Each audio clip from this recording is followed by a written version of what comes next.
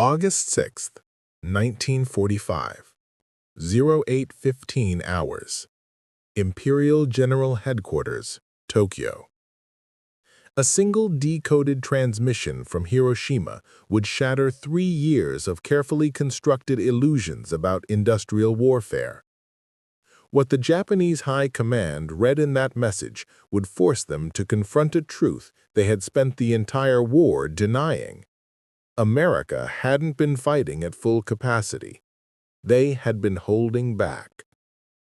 The basement war room beneath the Imperial Palace sat 90 feet underground, insulated by reinforced concrete walls 4 feet thick. On the morning of August 6, 1945, the space hummed with the familiar rhythm of a losing war. Field Marshal Shunroku Hata's morning intelligence briefing had become a ritual of managed decline. At precisely 08:15 hours, Communications Officer Lieutenant Colonel Takeshi Yamamoto burst through the steel door without the customary bow. In his hands, he carried a decoded transmission that would fundamentally alter how Japan's military leadership understood the war they had been fighting. The message was fragmentary, transmitted by the Hiroshima Regional Military Command before all communications ceased. Entire city destroyed by single bomb. Blast radius exceeds all previous bombardment. Unknown weapon type. Casualties catastrophic. Request immediate. The transmission ended mid-sentence. General Yoshijiro Umezu, Chief of the Imperial General Staff, read the message 3 times. His first assumption was that American B-29s had conducted the largest conventional bombing raid of the war, perhaps 500 aircraft dropping incendiaries simultaneously. The mathematics seemed impossible otherwise. Hiroshima was a city of 350,000 people spread across 27 square miles. But additional reports arriving throughout the morning told a different story. Weather reconnaissance had reported only 3 B-29s over Hiroshima that morning. 3 aircraft, not 300, 3. Admiral Toyoda, Chief of the Naval General Staff, stood at the massive wall map tracking every known American military asset in the Pacific. His intelligence staff had become exceptionally skilled at predicting American operations.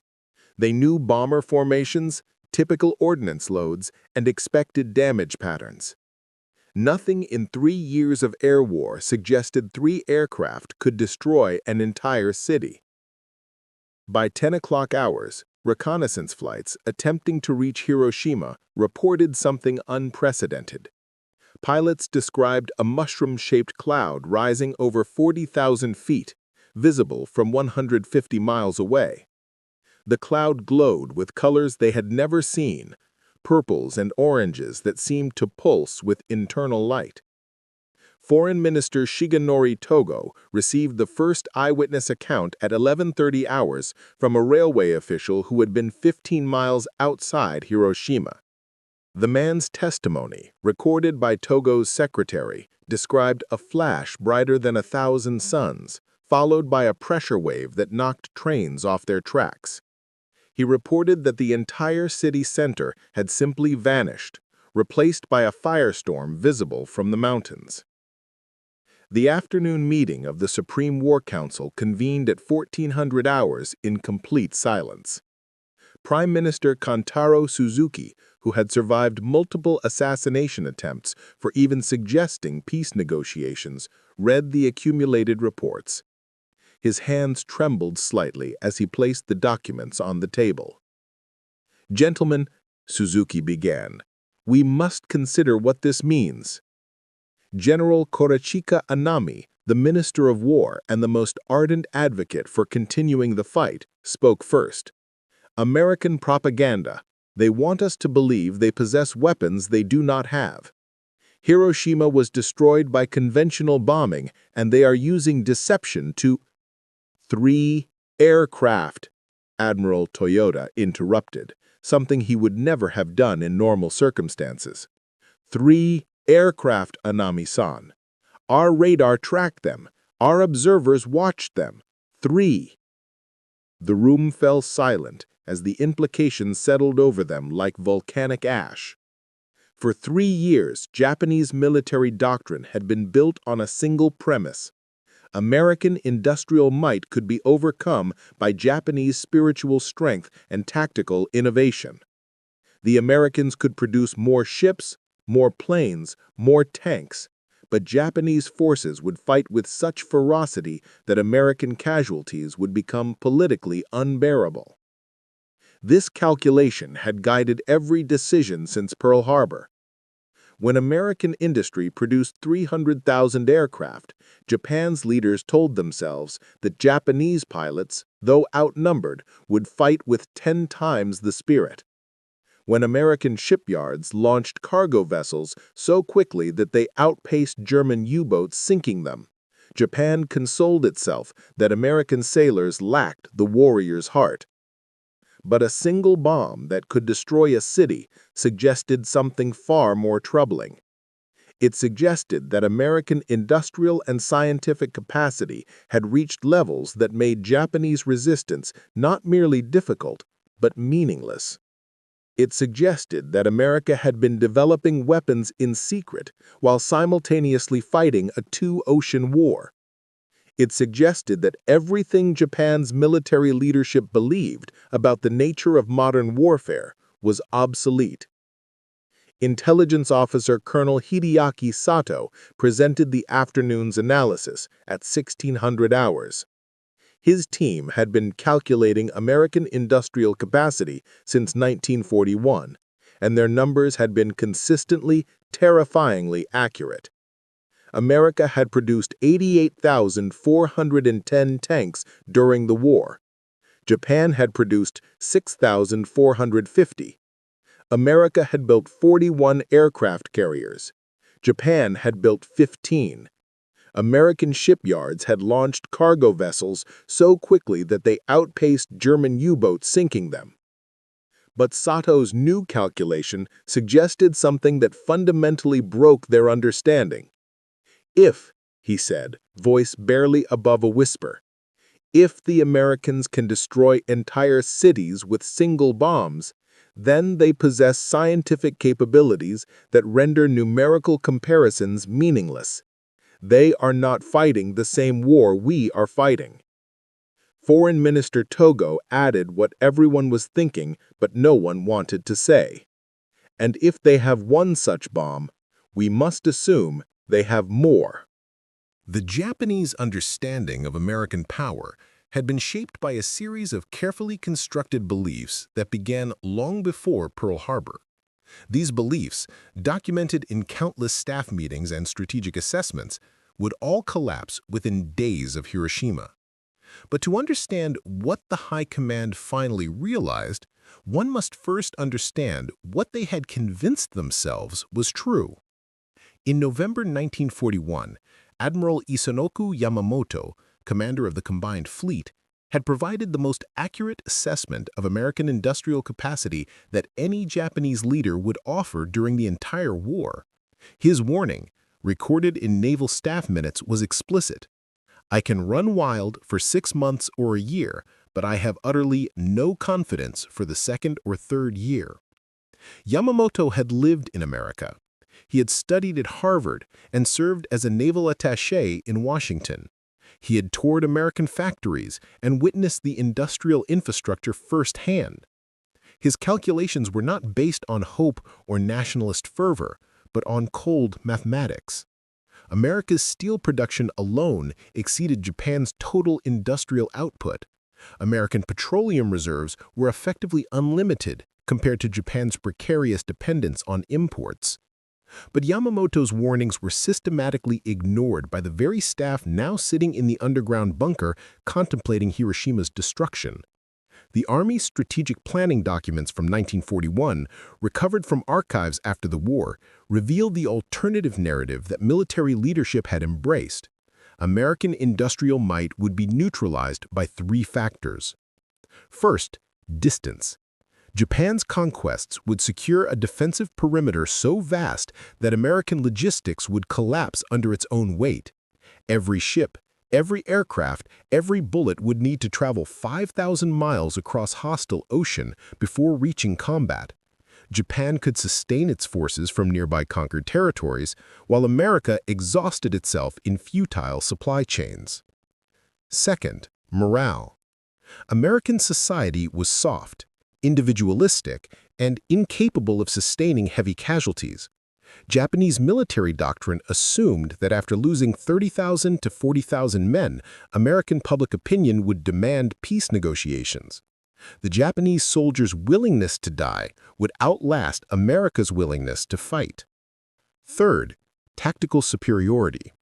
Japanese forces, through superior training, warrior spirit, and tactical innovation, would inflict casualty ratios that made American numerical advantages irrelevant. One Japanese soldier would equal 3 to 4 Americans in combat effectiveness. These assumptions had been tested and found wanting at every single engagement of the Pacific War. Yet Japanese high command had consistently reinterpreted defeats as validation of their theories needing minor adjustments rather than fundamental revision. At Midway in June 1942, Japan lost 4 aircraft carriers in a single day. The official assessment blamed bad luck and tactical errors, not American cryptographic superiority or the fundamental vulnerability of Japan's carrier-focused strategy. The underlying assumption that Japanese forces could overcome numerical disadvantages remained intact. At Guadalcanal, from August 1942 to February 1943, Japanese forces discovered that Americans could sustain logistics across vast distances and could match Japanese soldiers in jungle warfare. The official assessment blamed local commanders for insufficient fighting spirit, not the impossibility of the strategic situation. The underlying assumption that American society would crack under sustained casualties remained intact. By August 1945, every major assumption had been systematically demolished by reality, yet senior leadership had never formally acknowledged this. General Anami's continued advocacy for fighting to the last citizen represented not stupidity, but the logical endpoint of beliefs that had never been properly questioned. The afternoon of August 6th marked the first time in the entire war that Japan's Supreme War Council confronted their illusions directly. Intelligence Colonel Sato presented what he called the reality assessment, a document his team had compiled over the previous 6 months but had been prevented from presenting until now. The numbers were devastating. American aircraft production in 1944 alone exceeded Japan's total production for the entire war. American shipyards were building escort carriers faster than Japan could train pilots. American ammunition factories produced more shells in a week than Japan's factories produced in a month. But Sato's most damning statistics involved scientific research. His intelligence network had documented American research facilities employing over 130,000 scientists and engineers working on military technology. Japan's comparable effort employed approximately 6,000. American research universities, Harvard, MIT, Berkeley, Chicago, had larger physics departments than Japan's entire scientific community. The atomic bomb, Sato explained, required facilities that we could not have built even if we had known how. The Americans constructed entire cities in secret: Oak Ridge, Tennessee, Hanford, Washington, Los Alamos, New Mexico. These facilities consumed more electricity than major Japanese cities. They employed 130,000 workers. The Manhattan Project cost $2 billion, more than Japan spent on its entire war effort in 1944. Foreign Minister Togo asked the question that would echo through subsequent war crimes trials and historical analysis: how could we not know? Sato's answer was uncomfortable but accurate. We knew, Foreign Minister. Our intelligence services reported on American industrial expansion continuously. We intercepted communications about large-scale secret projects. We documented their scientific recruitment efforts. But every report was dismissed as exaggeration or propaganda. We chose not to know because knowing would require acknowledging that we could not win. Admiral Toyoda added his own bitter assessment. The Americans, he said, fought this war with one hand tied behind their back. They fought Germany and Japan simultaneously while developing weapons we cannot comprehend.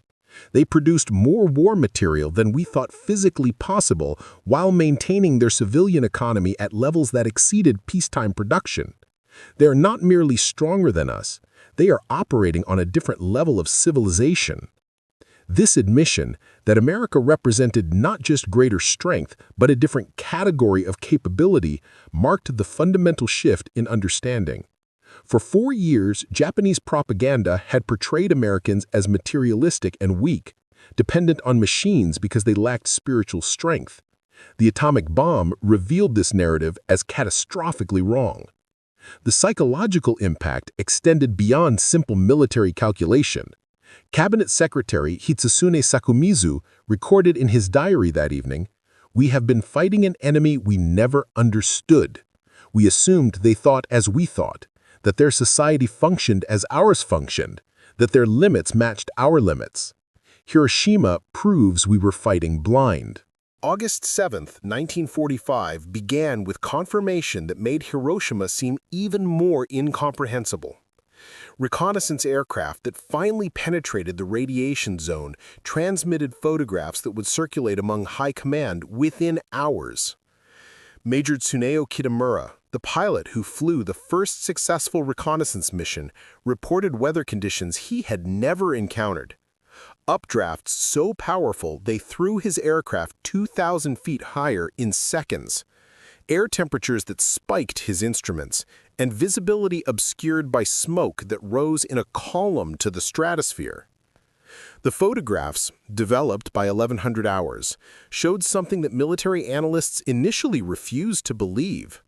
The city center, approximately 4 square miles, had been completely flattened. Not destroyed in the conventional sense where rubble and building foundations remained, but flattened to bare earth. Structures had been vaporized. The reconnaissance team estimated that everything within a mile of the blast center had ceased to exist in any recognizable form. Intelligence analysts compared these images to conventional bombing results. The most devastating conventional raid of the war, the Tokyo firebombing of March 9–10, 1945, had required 334 B-29 bombers dropping 1,665 tons of incendiaries over 3 hours. Hiroshima's destruction exceeded that raid's devastation, accomplished by a single bomb from a single aircraft in a single instant. The Supreme War Council reconvened at 1400 hours on August 7th with new intelligence that fundamentally altered the strategic landscape. Soviet Foreign Minister Vyacheslav Molotov had summoned Japanese Ambassador Naotake Sato to the Kremlin at midnight Moscow time. The message was brief. The Soviet Union would consider itself at war with Japan effective August 9, 1945. This announcement shattered Japan's final strategic hope. For months, Japanese diplomacy had worked desperately to negotiate Soviet mediation for peace terms.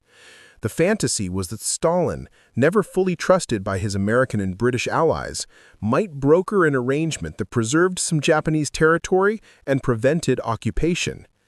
The Soviets entering the war eliminated this possibility completely. General Anami's face, according to multiple witnesses, went pale as the implications registered.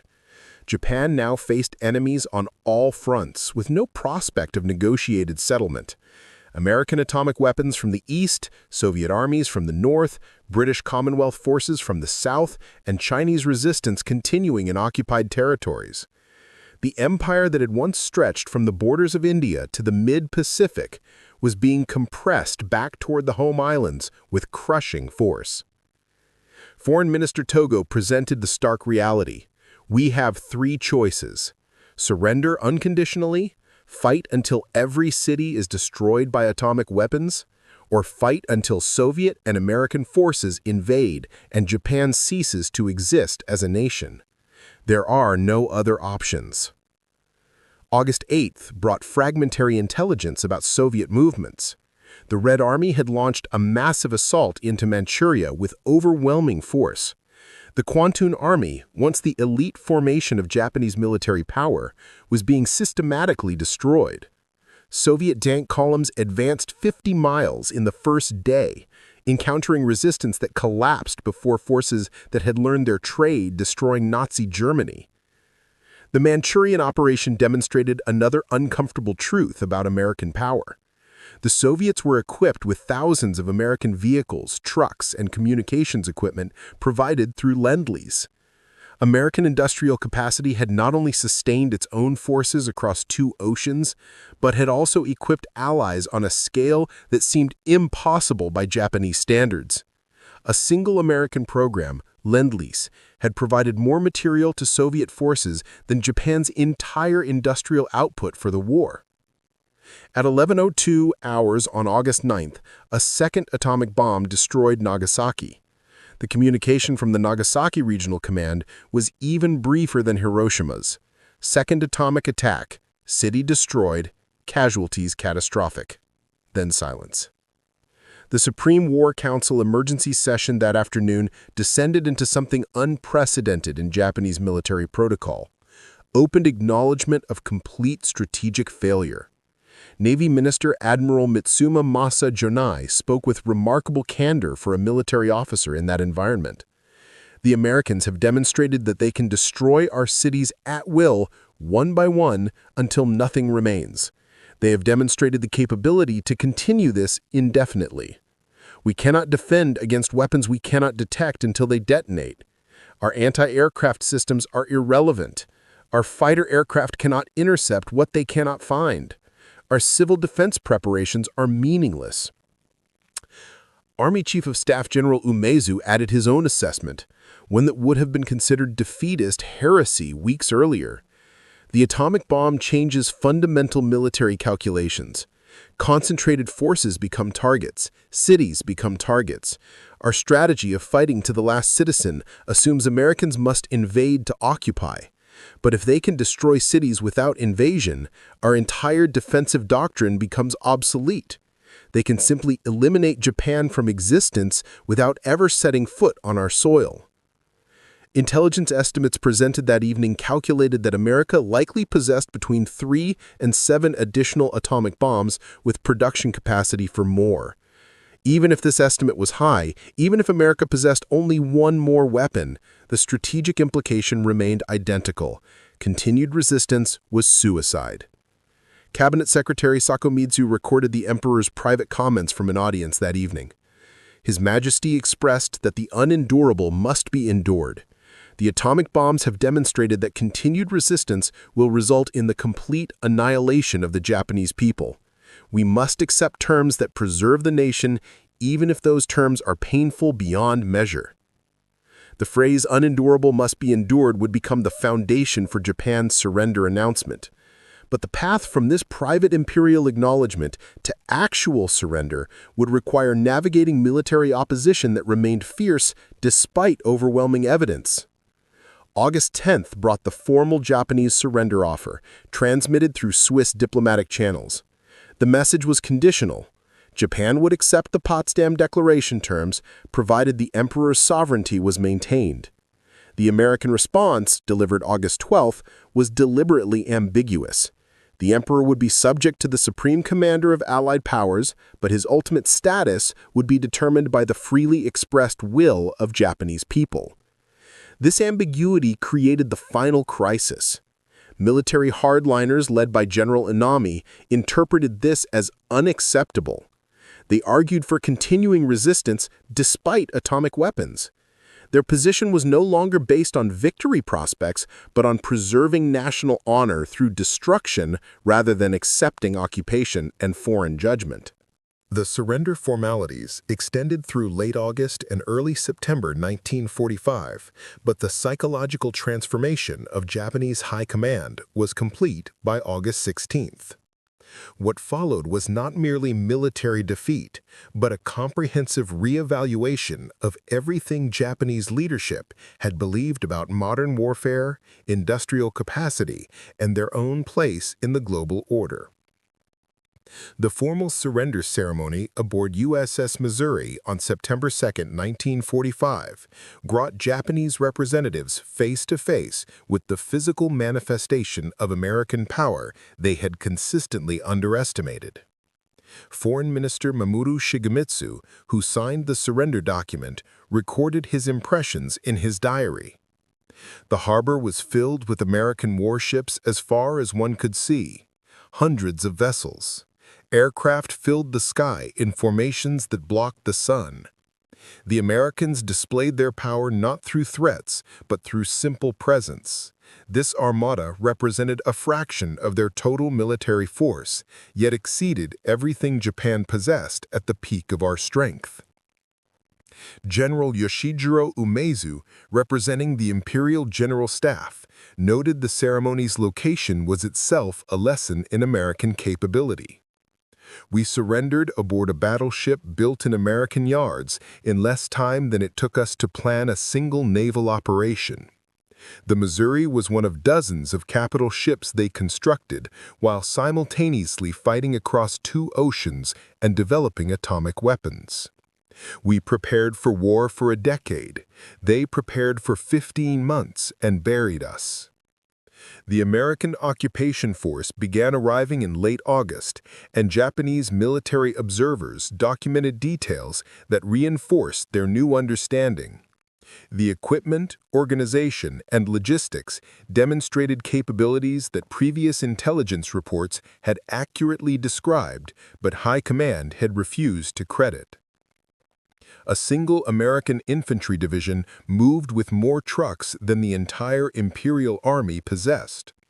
American supply operations delivered fresh food to troops while Japanese forces had been starving. American medical facilities treated injuries that Japanese military medicine considered untreatable. Intelligence Colonel Sato compiled his final report in September 1945 titled "Why We Lost: An Assessment of Strategic Miscalculation." The document, now preserved in Japan's National Institute for Defense Studies, provided brutal honesty. We lost the war in December 1941 when we attacked an enemy we did not understand. Every battle thereafter was simply the working out of inevitable mathematics. American industrial capacity exceeded ours by factors of 10 to 20 in every category. Their scientific establishment was larger than our entire educated population. Their resource base was effectively unlimited, while ours depended on conquests we could not sustain. We fought believing spirit could overcome material. We were wrong. The American Occupation Administration, led by General Douglas MacArthur, provided Japanese officials with access to information about American war production that confirmed their worst realizations. The United States had produced 88,410 tanks, 257,000 artillery pieces, 2,434,000 trucks, 17 million rifles, and 41 billion rounds of ammunition. More staggering, they accomplished this while maintaining civilian living standards that exceeded Japanese peacetime prosperity. Former Prime Minister Suzuki, in conversations recorded by American occupation historians, articulated what Japanese leadership had finally grasped. We thought we were fighting a nation of merchants who valued profit over honor, comfort over sacrifice. We were catastrophically wrong. We were fighting the most productive civilization in human history, one that could simultaneously sustain mass consumer economy and total war production. They didn't choose between butter and guns. They produced both in quantities we found incomprehensible. The Manhattan Project's details, gradually revealed to Japanese scientists through occupation channels, provided the most humbling lesson. The project had employed 130,000 people and cost $2 billion, more than Japan's entire 1944 military budget.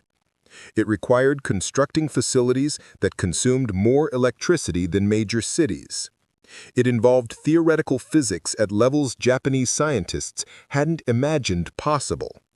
The atomic bomb wasn't merely a weapon, but evidence of scientific and industrial capacity that placed America in a different category of civilization.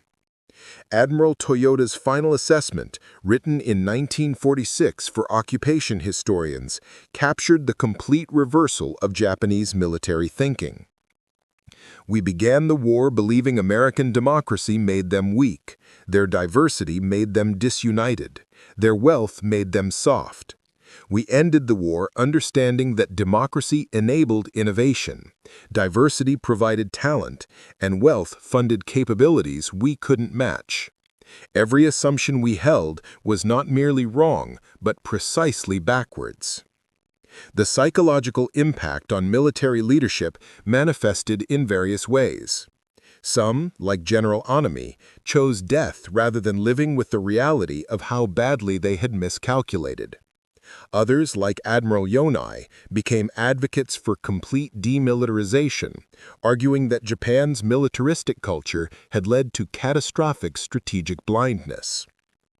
Most simply struggled to reconcile the warriors they believed themselves to be with the reality that they had led their nation into an unwinnable war through systematic self-deception. Japanese historians, working under occupation supervision, began documenting how thoroughly intelligence reports had been ignored. Accurate assessments of American production had been dismissed as defeatism. Warnings about American scientific capabilities had been suppressed as harmful to morale. Evidence that Japan was losing the war had been reinterpreted as temporary setbacks requiring more fighting spirit. The entire command structure had created an information environment where truth became treason and optimism became policy. The final lesson Japanese High Command absorbed was perhaps the bitterest. American power had not been fully deployed. The United States had fought a two-ocean war while maintaining substantial forces in reserve, developing next-generation weapons, and preparing for conflicts that might follow. The atomic bombs represented not America's maximum effort, but what they could accomplish while simultaneously doing a dozen other things. Japanese forces had fought with total commitment of every resource. American forces had fought with comfortable margins everywhere. By 1947, when American occupation officials conducted comprehensive interviews with former Japanese military leadership, the transformation was complete. General Umezu's testimony to occupation historians summarized what Japanese High Command had finally understood. We lost because we never understood our enemy. We attributed to them our weaknesses, limited resources, narrow industrial base, inflexible thinking, when they possessed the opposite. We believed our own propaganda when we should have believed our intelligence services. The atomic bomb was not the cause of our defeat. It was the final proof that we had been defeated from the moment we started fighting an enemy we never truly comprehended. We learned too late that courage cannot defeat chemistry, spirit cannot overcome steel, and determination means nothing when facing an enemy who possesses both determination and 10 times your capacity to give it physical form.